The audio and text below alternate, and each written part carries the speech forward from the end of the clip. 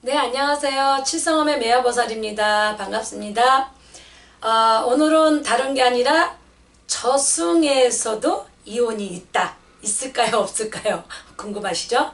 자, 이제 예를 들어서 얘기 좀 해드릴게요. 영혼 결혼식이라는 것은 쉽게 말하면 청춘에 젊어서 혼례를 못 치러서 가시는 분들을 우리가 이승반기 저승반기라 해서 저승문을 못 들어간다 해서 영혼 결혼식을 시켜드리는 경우가 참 많아요. 근데 우리도 쉽게 이제 상식을 얘기해 드릴게요. 우리네도 평범하게 우리네도 삶이 살아가면서 신랑이 싫고 부부가 살면서도 싫어서 이혼하는 경우도 참 많이 있잖아요. 그거하고 똑같다 보면 돼요.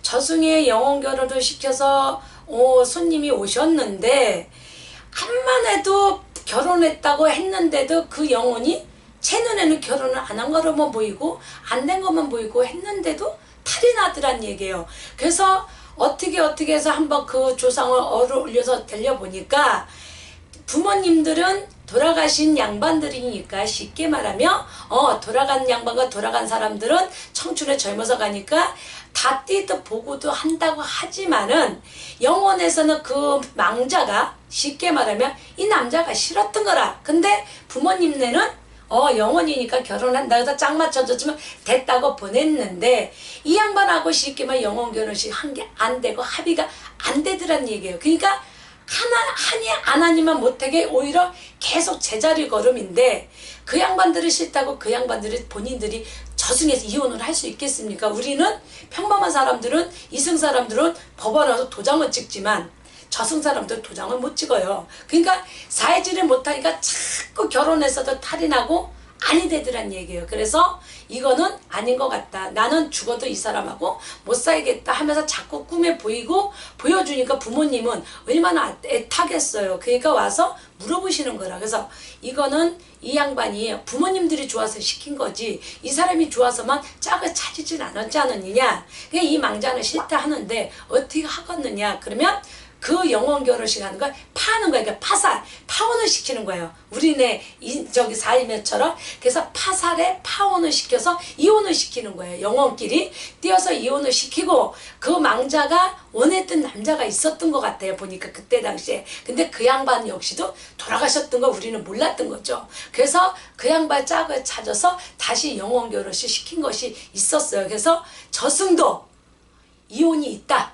영혼도 이혼이 있고 헤어질 수도 있더라는 거예요. 그러니까 그거를 영혼 결혼식 하실 때는 그래도 잘 좀 살펴보시고 또 그 양반과 망자와 망자끼리의 그 혼백을 잘 좀 찾아서 짝을 찾아서 하면 이런 실수는 없을 것 같아요. 그러니까 영혼 저승에도 영혼도 이혼이 있을 수도 있고 헤어질 수도 있다는 걸 참고해서 들어주세요. 감사합니다. 선생님 질문이 있는데요. 네네. 그러면 영혼 결혼식을 하고 아이도 낳을 수 있나요?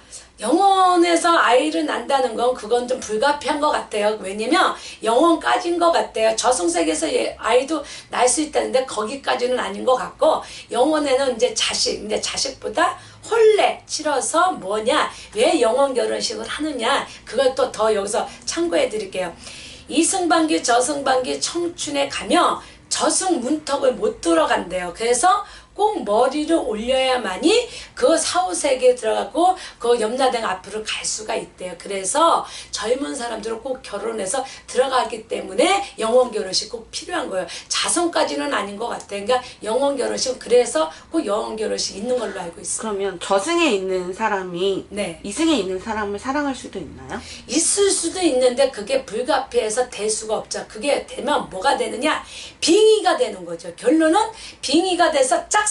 그러니까 쉽게 말하면 나 혼자 이제 저승에 있는 사람이 와서 이승의 몸에 빌려서 그냥 나만 혼자 사랑하고 짝사랑하고 그 사람을 그리워요. 그러다 보면 빙의가 되면 뭐가 되겠습니까? 결혼할 수 있겠어요? 못하는 거지. 왜? 한 사람을 위해서 짝사랑하고 그 사람한테 빙의가 돼서 그 사람을 좋아만 하니까 뭐가 되겠어요? 결국 독신되고 결혼 같은 것도 하기도 힘들고 좋아해져서 이루어지지는 못하지만 결혼을 못할 수는 있죠.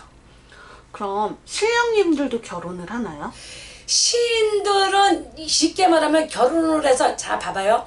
우리네가 신도 결혼해서 저승에 올라가서 신이 된 거예요. 그냥 그분들은 다 신이 이미 결혼해서 가서 자식을 낳고 사후세에 올라갔기 때문에 이미 결혼해서 올라간 양반들이에요. 올라간 분들이 도가 닦아서 신이 된 거예요. 그래서 이미 결혼은 돼 있는 거죠. 그렇죠. 그런 분들이 신이에요. 쉽게 말하면 독신이 아니라 결혼을 해서 조상, 자 5대여 4대여 3대여 위에 봉시들 5대부터는 신이란 얘기예요. 그래서 5대에서부터 우리 신들이 들어서 몸주에 직성에 돼서 오는데 그분들은 이미 다 결혼해서 자손이 다 난 사람이에요. 우리는 그 자손이에요. 그분들의 자식의 자손이 돼서 우리가 버쳐 있는 거예요. 그러니까 우리네가 그들의 신을 순별해서 모시는 거죠. 이미 그분들은 다 결혼해서 자식이 다 있는 거죠. 그분들이 다 그분이에요. 그래서 그분들이 신의 도를 닦았기 때문에 신의 존재가 된 거죠. 그분들은 이미 결혼이 돼 있는 분들이죠. 없는 분은 없죠. 궁금 좀 풀리셨나요? 아, 네. 감사합니다. 네.